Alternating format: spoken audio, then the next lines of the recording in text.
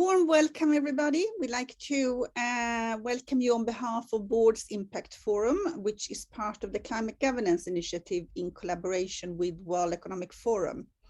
And on behalf of INSEAD, the Corporate Governance Initiative, my name is Liselott Engstam. I'm the chair of Board's Impact Forum. I'm also a board member at the Climate Governance Initiative, and I'm a member of the INSEAD Directors Network. I'm delighted to make the introduction to this webinar and also to co-host it together with Sonja Tatar, the Executive Director at the INSEAD Institute. Our ambition for today is to share insights and inspire ambition and action, and to make more action in boardrooms. As we have over 400 signups for the webinar, we hope to make a lot of impact. So if we can have the next slide, I will first share a framing introduction, then we will listen to the research results on changing the climate in the boardroom from INSEAD and from Heidrick Struggles. And following that, listen to a panel including two of Board's Impact Forum's engaged strategic advisory board members sharing their insights and experiences. We will also ask you in the audience for your input in a poll. And you are welcome to share your questions to presenters in the Q&A section. The Q&A section will be handled by our Operations Director, Cecilia Widebeck-West, and we welcome you to add your comments in the chat section. Please ensure you keep the comments focused on board and governance topics of sustainability and keep them polite and of interest to all. Our world is currently experiencing an unprecedented number of uncertainties and disruptions, including aggression of war by Russia on Ukraine, so leading to increasing geopolitical tensions. We have a climate change nearing its tipping point for the planet and many related sustainability issues. In these troubled times, we need to balance the short-term challenges while still also working with the longer-term strategic risk and opportunities. We know that the expectations of business as a force for good has increased substantially over the later years. In Edelman's Trust Barometer for 2022, they found that stakeholders now hold business accountable also for societal challenges. 88% of institutional investors subject ESG, environmental, social, and governance to same scrutiny as the financial and operational considerations. And 81% of all stakeholders expect the leadership of the company to share what they're doing to benefit the society. And when addressing societal issues, the three top areas where stakeholders don't believe that business are doing enough are climate change, economic inequality, and workforce reskilling. And climate change is in top of those three. So is this just about doing better for other stakeholders than investors? Well, indicators show that better sustainability results also generate increased value creation. FLCT Global and Wharton researched 3,000 companies, and the results was shared just this January. And they found that broader stakeholder focus with strong performance on ESG measurement resulted in 4% higher return on capital over 3 years. At Stockholm School of Economics, they researched 786 listed Swedish companies last year, and they found that the firms with highest profitability had both highest dividend payout and were performing well in terms of sustainability ratings. The broader stakeholder focus puts board members as the ultimate leaders of their companies in increasingly complex roles. So what type of leaders at the board will this require going forward? And how will board operate? This is what we will explore today, and I'm super glad to introduce to you, if I can get that chart, thank you, our first distinguished speakers. The first is Alice Breeden. She's the Regional Managing Partner and CEO of CEO and board practices in Europe and Africa at Heidrick Struggles. She has a background as People Director of Google EMEA. And prior to that, she worked for McKinsey advising on organizational issues. Ron Soonieus is a senior advisor at BCG, and he's a director in residence at INSEAD and works for both their Executive Centre of Corporate Governance and the Hoffman Institute, which is known for their sustainability focus. And he has a long background advising companies in sustainability. Warm welcome to both of you, and over to you. Many thanks, many thanks. It's wonderful to be here, and thank you to Board's Impact Forum and also to INSEAD Centre for Corporate Governance for hosting and bringing this this panel and this event together today. It's wonderful to be here. So my role here, as was just mentioned, is really to help share some insights, share some facts to spark action, energy, change, clearly on the topic of changing the climate in the boardroom, which is a piece of research that we launched, I think at the middle of last year in advance of COP26, which feels like a long time ago, but is actually not so many months ago now. But at the back end of last year, we wanted, as Heidrick Struggles, and with our partners in collaboration here, to really understand how board directors were feeling, thinking, and what they were doing to really address this challenge of climate and net zero. Clearly a huge challenge for everyone that's going to require immense collaboration, cross-border, cross-boundary change, and changes in mindsets and activities and what's happening across the whole supply chain for many organizations. And there was, and is huge amounts of energy around this topic. And I know Heidrick Struggles, we work with our clients in the boardroom to think about the composition of those boards, but also to think about the effectiveness of those boards, the choice of CEO and executive team to help drive a successful and sustainable business going forwards. And we know that many of our clients were really struggling and questioning and wondering what is the right thing to do here. Should we hire an independent director, particularly skilled in this space? Do we want everyone on the board to know something or a little bit about this topic? What do we do about activist investors? There's a huge amount of energy, interest, and a little bit of uncertainty, I think, about what to do and how to address climate change. And very general thoughts there, and we'll go through a little bit more specifics, just a few pages, nothing too heavy, on the findings of the research as part of the input to this conversation, and then we'll open it up for the panel conversation. So as I say, happy to be here. The research, thank you very much. So the research was done, just a few pieces about the research at the end of last year, as I mentioned. It went out to our various director networks through the INSEAD Centre for Corporate Governance and our Heidrick Struggles network globally. So it was a global research survey. I think we had 300 plus respondents across all sorts of different industries. So it's very industry agnostic.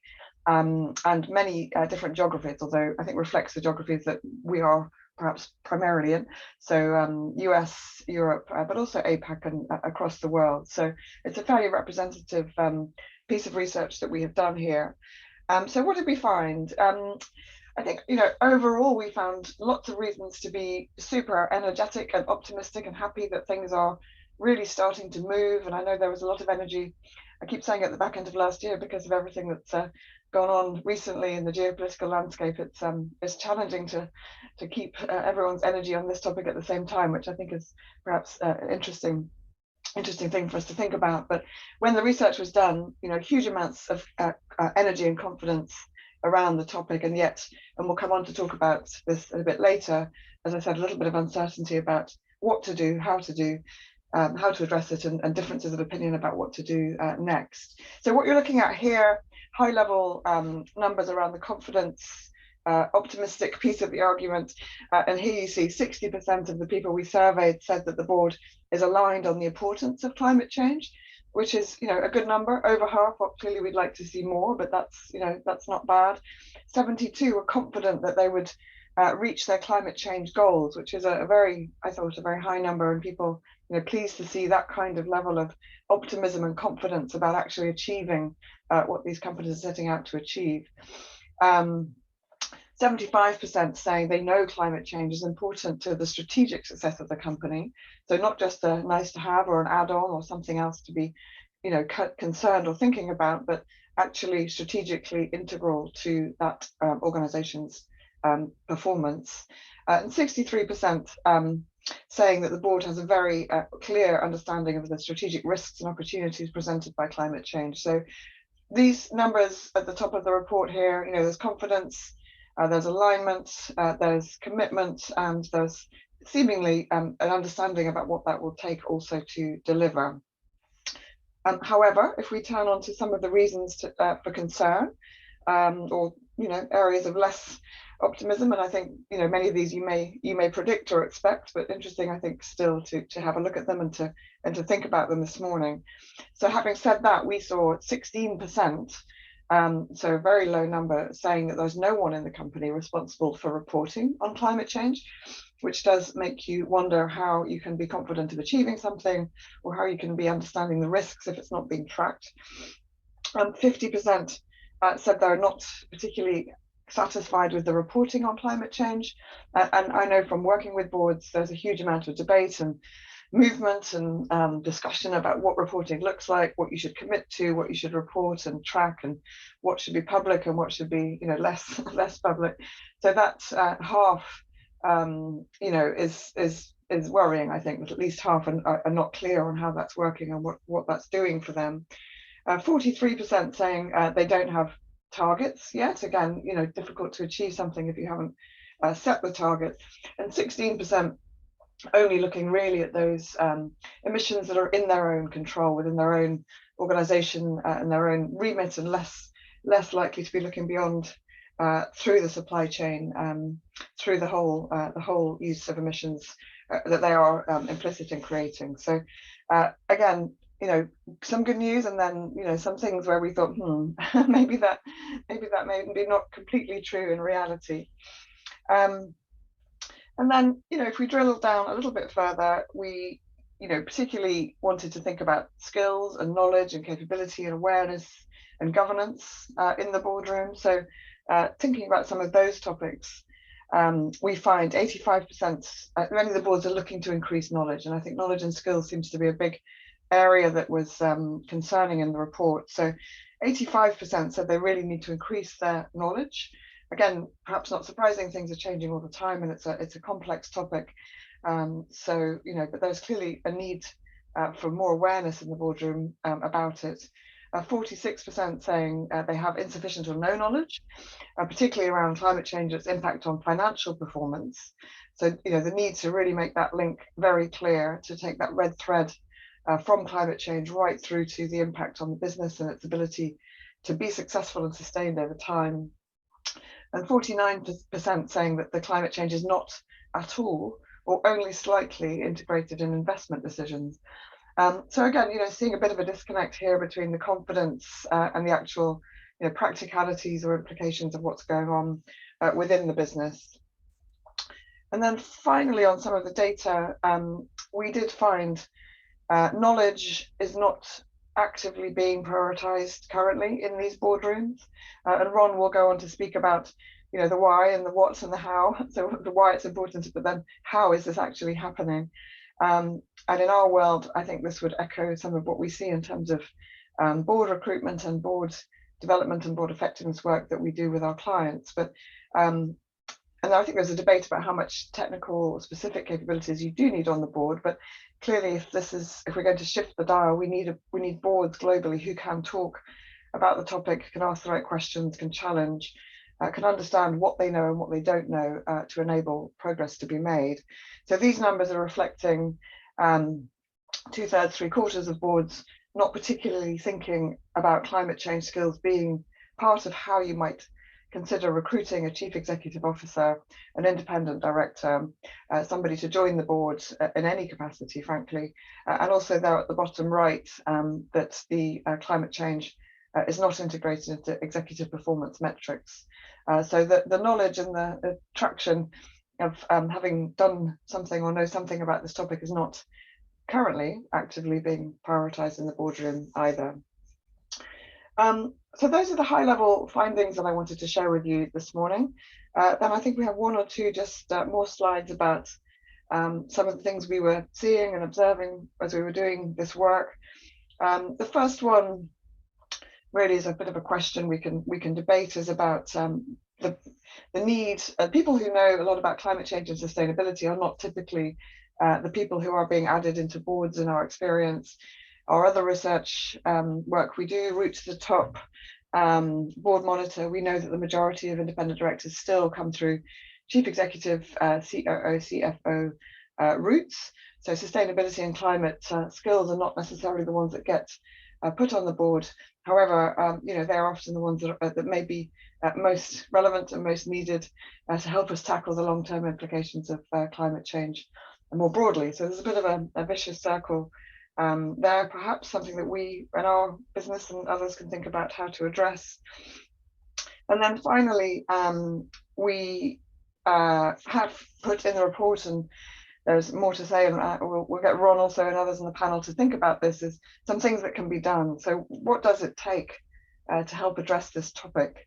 And there's a few suggestions here, and we'll absolutely open this up for discussion with the panel and more broadly. But clearly having some element of climate change in the board's competency matrix, just to make sure somebody, or more than somebody, but some people know something about it, and adding more voices to the boardroom. It doesn't have to be independent directors, it can be experts, consultants, networks, suppliers, expertise in general, being more present and vocal in the boardroom. And then clearly changing processes, dynamics, topics, time spent, places visited, the way the board is run, the way the time is spent clearly is a huge lever to help this discussion move forward. Purpose, we found clients that work well, do well in this space. Clearly the purpose of the board, purpose of the organization helps to tell the story from climate change all the way through to financial and wider performance impact. And so anchoring and aligning those seem to be a very helpful way to move the dial here. And then very practically weaving this climate change topic into compensation, hard metrics. We know what gets measured gets done, particularly for the CEO here. So thinking about that and aligning that through the organization is another lever we wanted to mention here. So I see a note saying, is it climate change or sustainability? It's climate change that this report was specifically about. We wanted to focus specifically into that question in light of COP26 to really hone into that specifically, not the wider, broader topic of sustainability, just to clarify. So I will pause there, and then we will open it up for discussion. I think before we do that, two more things. One is we're going to do two short polls to hear from you all about your experiences and your thoughts on how you're thinking about this in the board that you either sit on, advise, or work with, or know best. So the first poll here: how is your board increasing its knowledge around climate change specifically? And there's a few options you can see there on the screen. So if I could encourage you to just click on one, you can do one or more of the ways your board is thinking about increasing its knowledge. And Ivy, when you think you've got enough answers, maybe you could show us what we're hearing.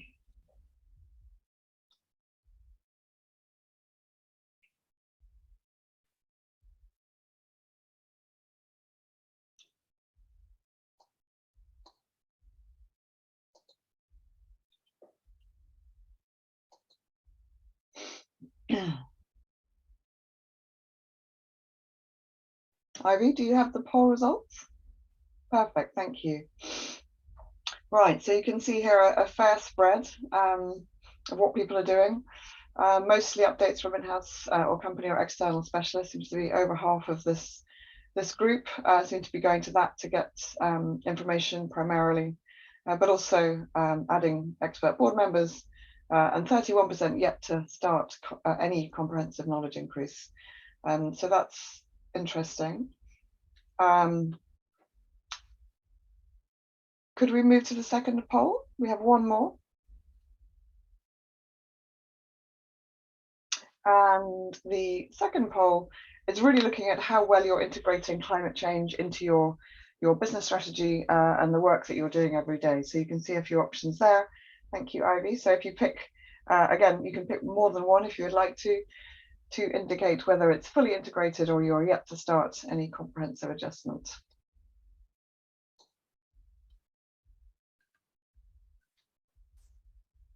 And we'll leave that just a minute or two.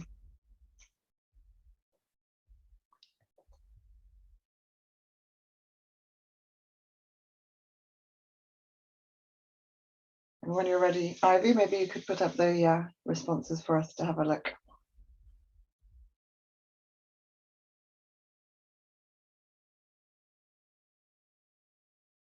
Thank you very much.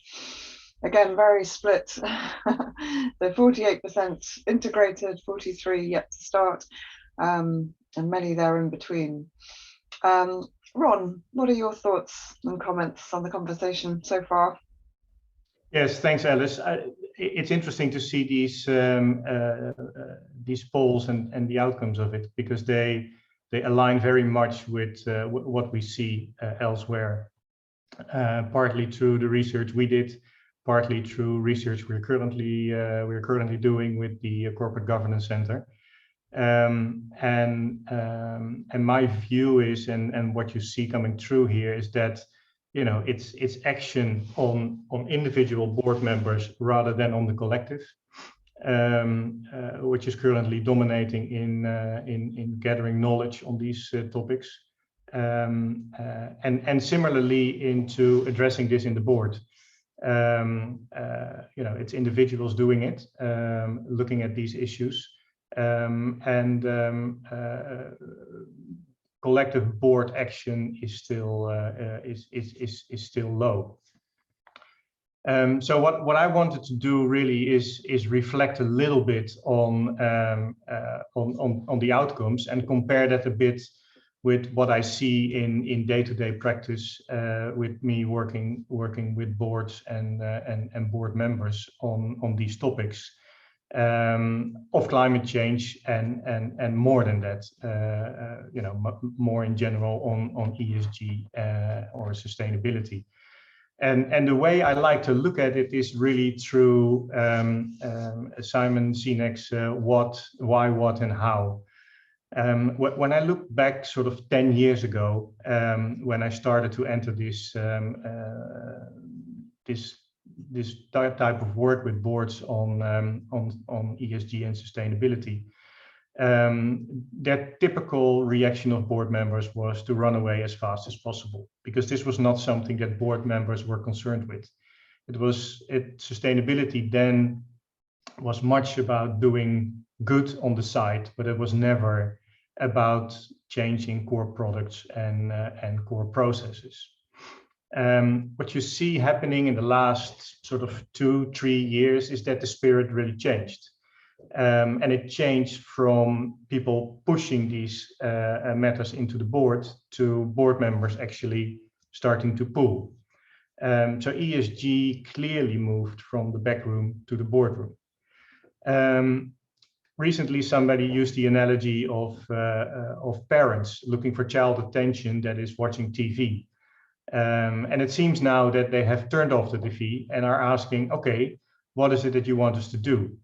So it's really now about the what, and that's the phase that we are currently in. Most companies are defining what they are actually doing or need to do in terms of climate change, how much and by when, and what does that mean to the business portfolio.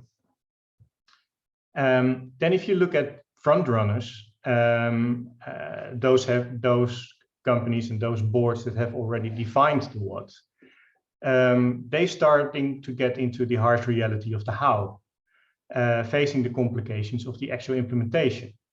So, one company, for instance, committed to have 100% recyclable packaging in a certain year and by a certain date.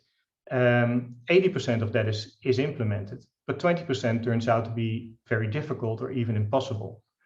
Another company decided to sell functionality of the equipment that they produce rather than selling the equipment itself. So in other words, they remain the owner of the equipment and take it back at the end of the life cycle. They are implementing this. It has been a decision, so the what has been defined. But they now face the reality of the implementation and see that it is much more complex than it was when they were at the drawing table. This specific example has implication on logistics and on accounting. So it's not surprising that in a new research that is coming up in the next few weeks, that the INSEAD Corporate Governance Centre has done together with BCG, is showing that 43 of board members see the ability to execute of the organization as the biggest threat to delivering ESG goals. 43% is a high number, and I don't believe that the other 57% don't see that risk. I just think they simply have not finished defining what they are doing, or the what they need to do, and have not get into the stage of facing the reality of the implementation. The other thing that I see happening in boards is really the link between speed and complexity versus board effectiveness. So ESG and sustainability is really becoming very complex, and it covers many subjects, and all of these subjects are interconnected. And it becomes very challenging actually to master all these variables. And in order to do that, strategic agility is actually something that is needed to do that. So be able to react fast to complex situations. So no wonder that one of the other findings in the research that is upcoming is that we see that 91% of board members actually indicate that they need more time for strategic reflection away from compliance and control in order to get their ESG strategy right. And only half of these participants in this research indicate that they're actually very effective at strategic reflection currently. So in a world where speed of change and complexity of change are at an all-time high, you see that complexity actually requires logic and discipline, sort of left brain type activity. And this is the kind of things that boards are typically used to. Speed actually requires intuition and creativity, which is more related to the right brain. And this is new to many boards. And when you don't have this mix right, then it may actually lead to passivity or even paralysis and not taking any decisions at all. So in order to solve this, that's not easy. But in a new report that, again, we are publishing in the next few weeks with the INSEAD Corporate Governance Centre, we are looking into some solutions for this. The report is being called Designing Sustainability Governance, Board Structures and Practices for Better ESG Performance. And in this report, we will give a few suggestions to tackle this. So keep an eye out for the launch of this in the next few weeks. This is actually what I wanted to add as a few reflections, also being mindful of time. And I think I'm handing back to Lieselot now. Thank you so much. And thank you so much for sharing these very interesting facts. Now I'm glad to introduce to you Sonia Tatar. She's going to facilitate this panel together with our presenters. Sonia holds a dual executive director position at INSEAD Centers of Excellence, both in corporate governance and in family business. And relevant to today's topic, she's engaged both with World Business Council for Sustainable Development, but she's also a board member at the Climate Governance Initiative, Chapter 0 France. Warm welcome, Sonia, and over to you. Thank you so much, Lieselot, and so happy to be here with you and so happy to engage in such an important conversation that we see. This is putting more and more pressure on boards, but also on organizations.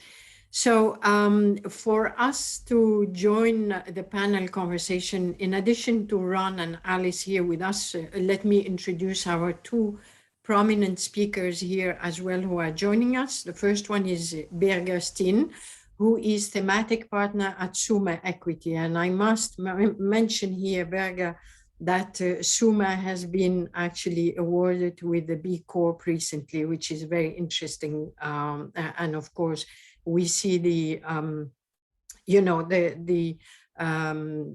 how we are moving into looking at sustainability and putting it in the strategy of every business.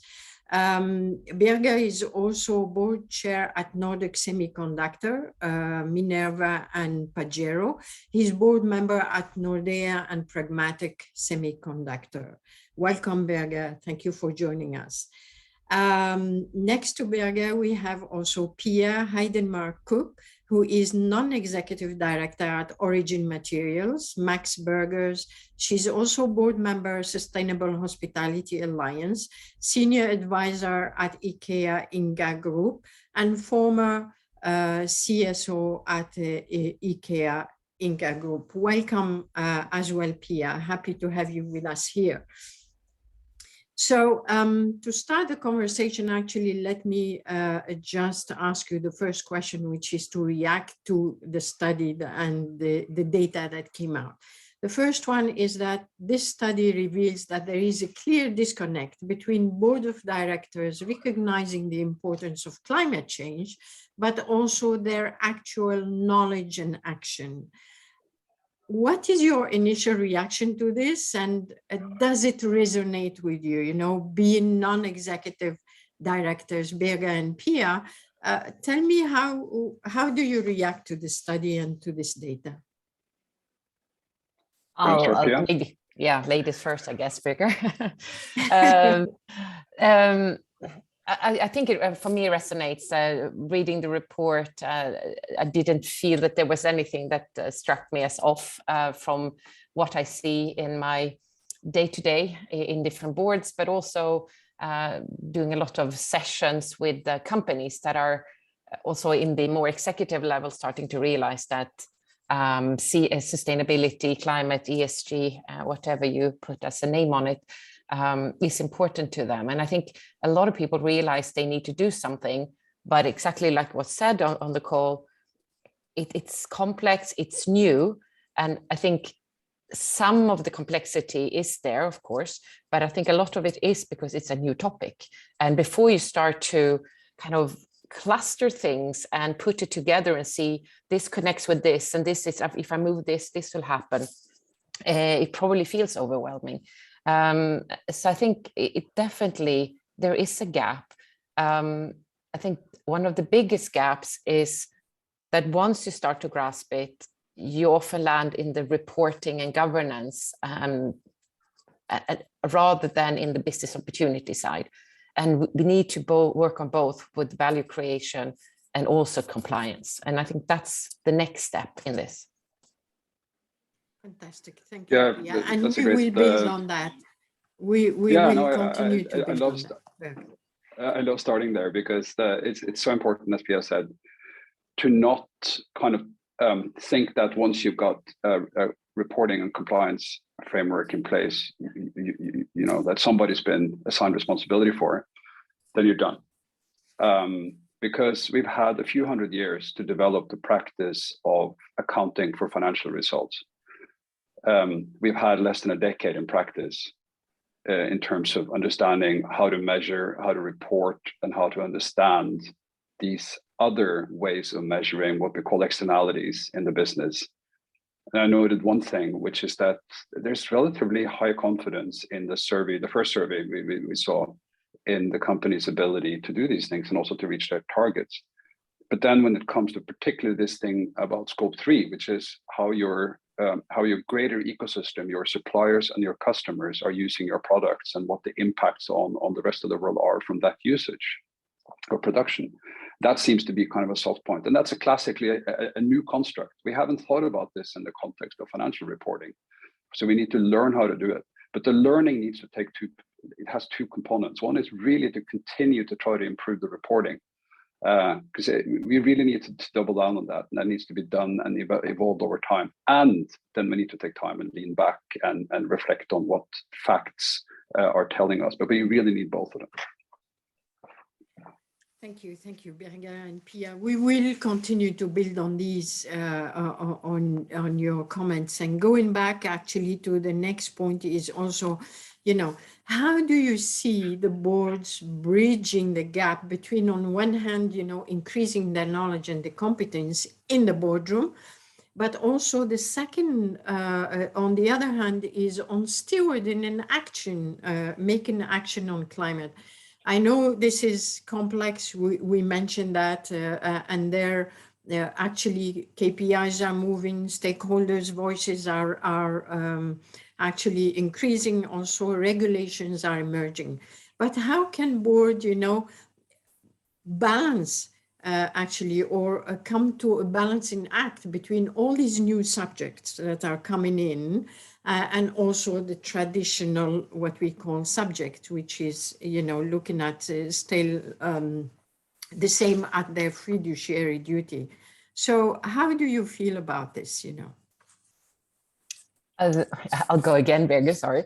I think one word that often comes up is materiality. And I think that is one key part in this. And as part of the materiality, which is fundamentally understanding your value chain and your social and environmental impact along that, which it's not easy, but it's a lot of common sense if you really sit down and reflect on your business and its impacts, both positive impacts and negative impacts. And then it's also around stakeholders, because sustainability is as much about stakeholder capitalism as it is anything. So what is it your employees think is the most important? Your owners, your customers, your suppliers. And from all this, really to reflect on what are the things that you think you have the biggest impact, potential impact to change and contribute, and what are the things where you have the biggest risks. And in that matrix, you start to prioritize. And then again, with everything in management, I mean, you can't achieve everything in one go. You can't achieve all your sales goals and financial goals in one go. So you just have to make a plan and kind of take the big elephant and chunk it up in pieces and get going. Yeah, this materiality construct is extremely important. And there's another way of looking at or asking that question, which is, how do you integrate sustainability with financial performance and with your sort of business as usual? And in a sense, if you have to ask that question, you haven't looked hard enough for material impact, because those things that are material to the business, those are the same ones that impact your core business. So, let's say you're a hedge fund. You have very few people. They take decisions that are very important for many, very, very many others. If your focus then is on, say, eliminating plastic bottles in the office, it's not likely to be very material in terms of your core business. But if you're in a people-intensive business, say you run call centers, maybe plastic bottles recycling a pretty big thing, and you can recognize that by the fact that it shows up also in the P&L. I think that's very important. The other thing I'll add here is one forcing function for priorities is that you actually start measuring yourself hardcore on that. So I noticed that 74% only said 74% said do not set financial incentives for management for sustainability linked targets. And I think that's in the boards I'm involved in, we do this now. And even if it doesn't get perfect, it's a fantastic way to sort of put a magnifying glass on, do we have the right metric? Are we in control of how it develops? And are we spending enough time on it, both as management, as board? Because something that gets paid for actually does get measured and typically gets done. Then you can have that discussion about whether it's the right thing and whether you're moving fast enough in the right direction. Can I just add there, Sonja, to be bigger, because I fully agree on the incentives. I think before maybe managing to do the incentives, because it requires that you have good data, reliable data, because you're going to give feedback to your team on that data. Just talking about it. So if you're a manager, you're out in a country visit, or you're bringing the management team together, or you're bringing all your employees, and you don't mention it, and you're just like, it's important to me, they should know that, but you never say anything, or you're having a dialogue, just bring it up, ask what they're doing. So even if you can't measure everything, have the conversation, and that gets going. Great, thank you, Pia. Ron, would you like to add anything? I know you're working on some also models and other things. So if you want to share, add something in here, please. Yeah, thank you, Sonja. I think it much has to do with the maturity of boards, and really echoing what Birgit was just saying. Before you can actually go into more as I mentioned before, where we found into sort of strategic reflection and how you can use ESG and sustainability as a competitive advantage, how the world is changing and what the role is you want to play as a company in that changing world. I mean, these are sort of more the strategic reflection type of questions. You can really get into these type of things if you have the hygiene factors done. I mean, if you have developed them to a certain level, you need to know what you want to do. You need to know how you're going to measure it. How fast it's going to be. And what I find is that because of the fact that it is so new, because of the fact that there is not yet, a standard way of looking at these things, this is taking up a lot of time. And hence the fact that board members are actually saying that, the 91% I mentioned before, they want more time on strategic reflection, but it's very difficult to find that time because, sort of the first phase, the hygiene factors are not yet done. And what you see there is a reflection of it. So it becomes difficult to integrate that into compensation. Another thing that we saw from the poll, but also from a research that we will launch in the next few weeks with BCG and the INSEAD Corporate Governance Centre, is the fact that it is not, it's not yet, all these decisions around climate and any of the others are not yet reflected in financial statements. So it becomes very difficult to, translate the what really in concrete things. And I think that's what boards are struggling with at the moment. Thank you, Ron. One of the things, of course, we mentioned here that, there are concerns coming from the study that, for example, some not having someone responsible in the board that is responsible for reporting, or some companies not having targets for reducing carbon emission. Of course, with all this complexity and the changes that are happening, it's becoming more and more difficult for boards as well, not only relative to climate, but relative to the E, the S, and the G. And we know the S is coming as strong as the E moving forward, So, of course, with all of this is the question, where should the board start? Where should an organization start? Because this is so complex and there are many intricacies. So, of course, we find some organization challenge with knowing, okay, they're saying, yes, we know this is important. Where shall we start? Pia, would you like to share there some insights? Absolutely. I think one good way of starting is building on the stakeholder analysis and the materiality, but also doing an inventory of what you are already doing, because ESG is, the way the investment community talks about sustainability. Sustainability as a term has been around for a really long time. So when it comes to doing things in the community, doing things on HR practices, treating how you treat your staff, but also then extending it to supply chain and thinking a bit broader, a lot of these bits and pieces are in many companies. So it's around putting that umbrella. And I think when you put that umbrella on, and also, of course, on the environmental side, a lot of companies have worked on energy, water, and waste and improved operations for many, many years. So I think it's more, take those bits and pieces so you see that you're not starting from zero and then really building on. And I would say that sustainability or ESG is, of course, way more than climate, and everything is kind of interdependent and connected in terms of biodiversity, driving climate change, and the other way in water and so on. So it's all interconnected.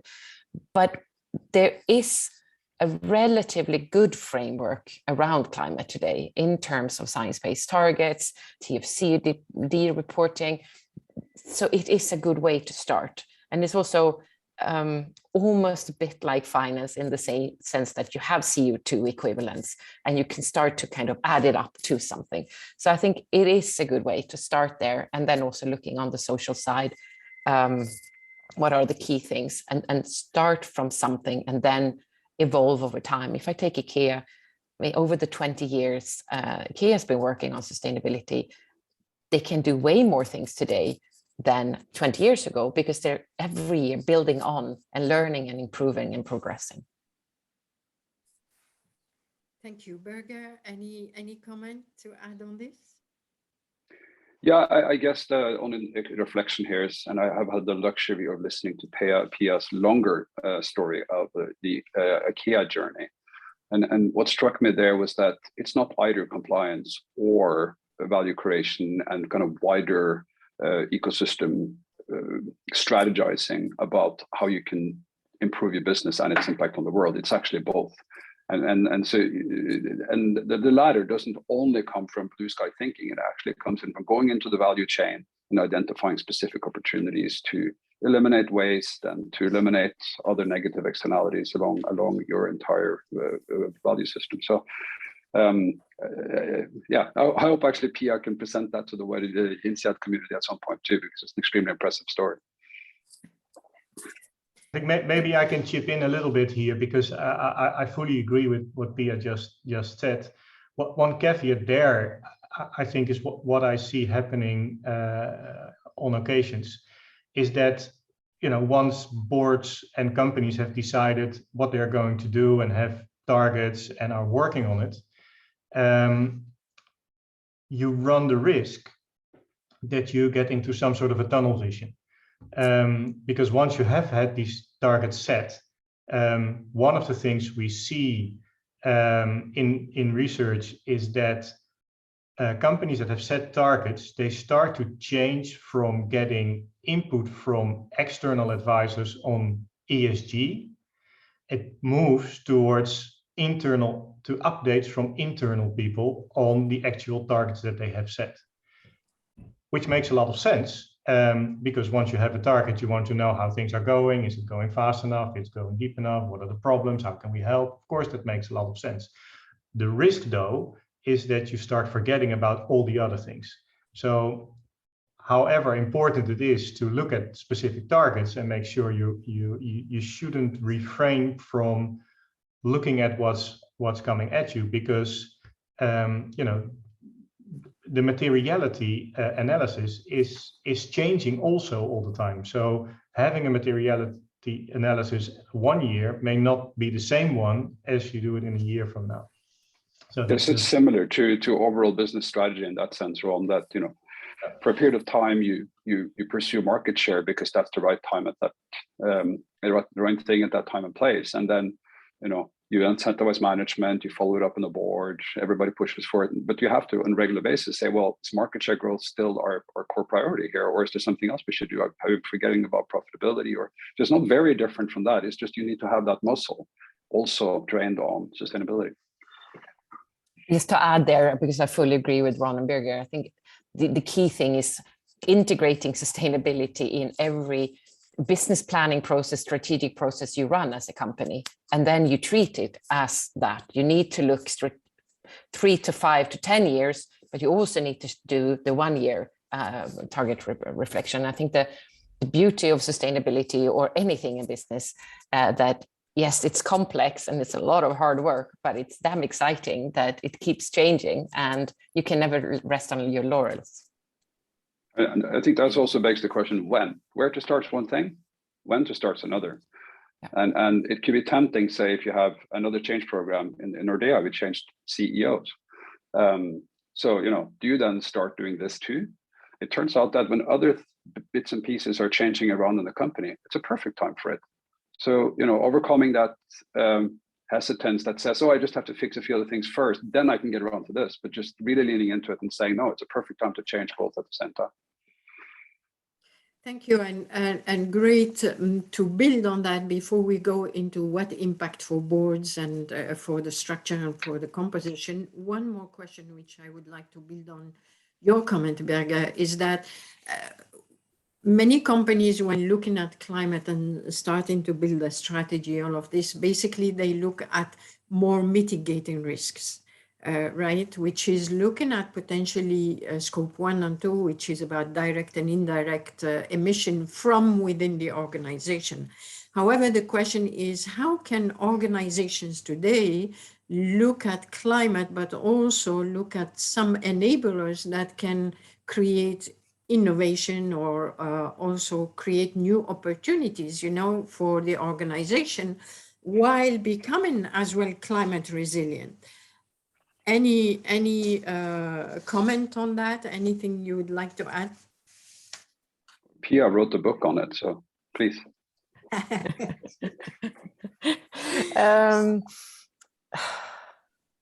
Gosh, I lost it because I got a text popping up on my screen and I was like leaning back for Birgit to go. So quick, Sonja, short question again. Yeah, sure. Basically here the question is that how can we look at opportunities while being climate I'm with you.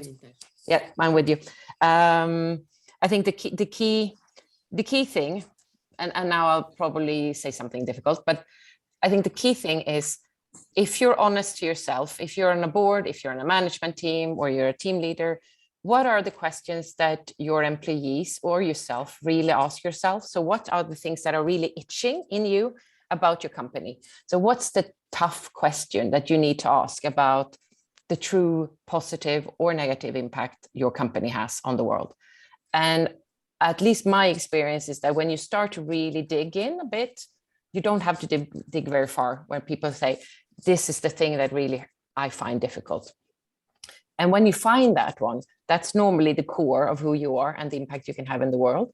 And you can also change that and make that something positive, but it requires a lot of hard work. So I think that it is this around who are you as a company? What have you chosen to do? And not only just fixing, because I think a lot of sustainability is this, I need to fix my scope 1 and 2, I need to fix this, but really get into who are you? What do you do? What are the offer you are providing to the world? And are you making the world a better place by offering that?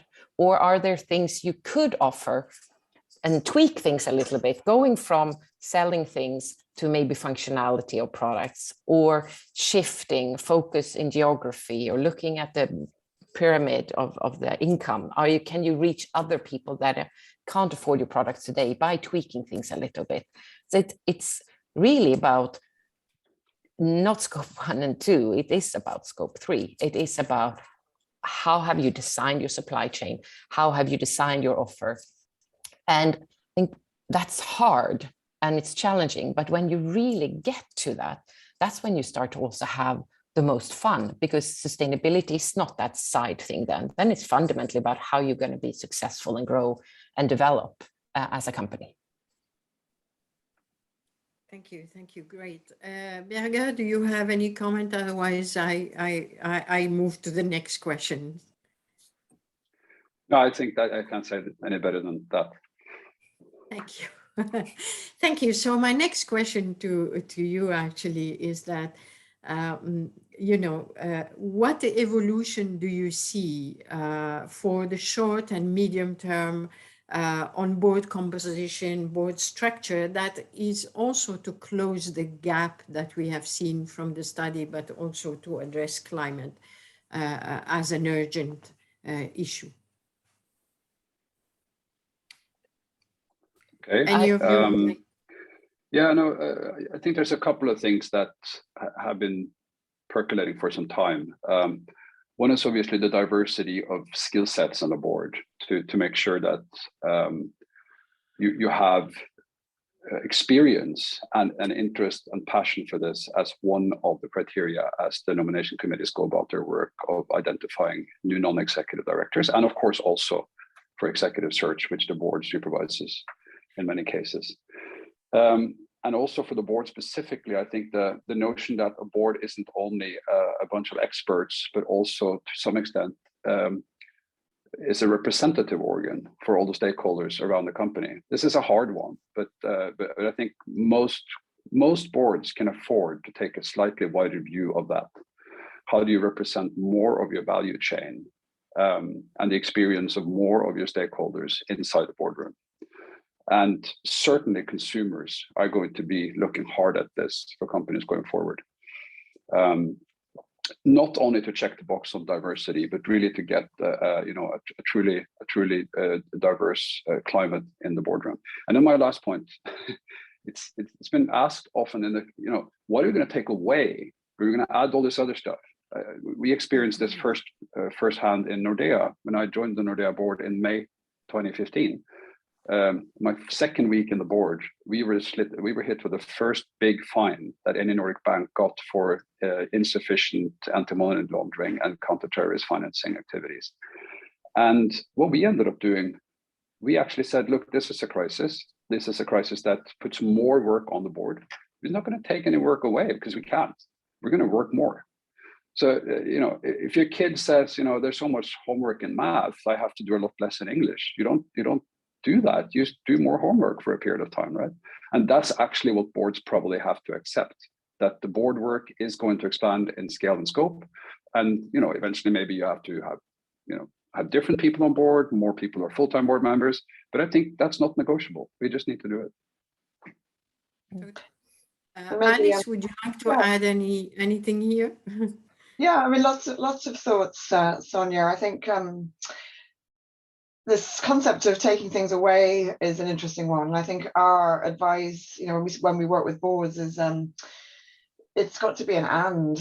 Clearly, there is a learning curve to be, climbed, and there's a shift to be made. But in any big transition or any big change that we have to make, in the world or business or society, it's got to become part of everything that we're doing. And I know that's what Pia, you were saying. I know everyone is in agreement with that eventually. But I suppose that and is what we'd like to see. And I suppose we work with boards and with executive teams on this concept of paradoxical thinking and having the concept of and rather than or in a boardroom and in an executive team conversation.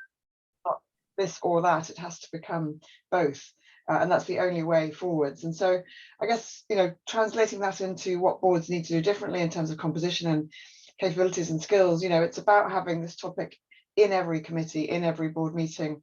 And we do see in the transition people having separate committees set up and hiring a particular non-executive who knows something about it. But what we want to get to is it being, everyone knowing enough and it being part of everything that we're doing.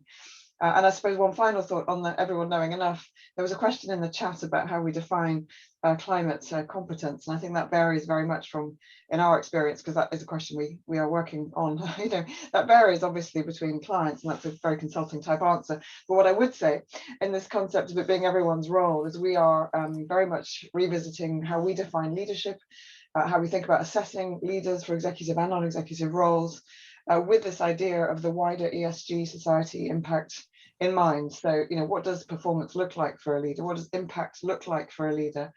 How can we demonstrate that over their previous experiences, life and work, so that they're a good recommendation for an executive or a non-executive position? And that definition is shifting. What does that look like? It's about wider impact, wider societal and community impact, not just revenue and EBITDA delivered. So we're actively thinking about that, and our clients are asking us to do that too. So one thought. Thank you so much, Alice. And I'm so sorry we are running out of time, and I wish we had more time to discuss, because the conversation, there is so much also coming through the chat, the Q&A. Thank you so much, Alice. Thank you, Pia. Thank you, Berger. And thank you, Ron. And over to you, Liselott. Sorry for the delay.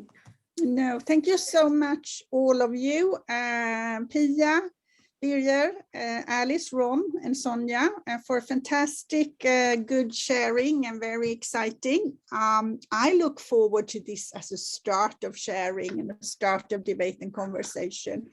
So the only thing I think I want to finalize with is that there are a lot of good materials at the event site that INSEAD has for this. So you can find the report there, an article from HBR on the topic.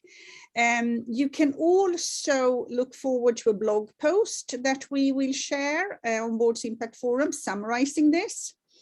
And you can join more webinars on this topic. There's one already on Saturday, March 19, that INSEAD will hold, which is to focus on family businesses and how they will balance this growth. And from Boards Impact Forum, we're sharing peer exchanges on March 13, and you find all of this on our website. I want to conclude also with thanking our colleagues, Cecilia Widebeck-West, Ivy, for helping us running this. You will all get a little short survey. So one of our wishes are that you answer this little survey because it helps us improve. But not the least, we want to thank all of you participating and for all of engagement, also in the chat and going further. Our wish is that you help bring these issues to your boardrooms, that you bring insight, you bring hope, and you encourage your board colleagues to join us for our further engagements and events and efforts. So please take all of what you learned and continue to learn. And thank you so much to everybody. Thank you. Bye. Thank you. Bye, everyone. Thank you. Thank you. Bye. Thank you. Bye.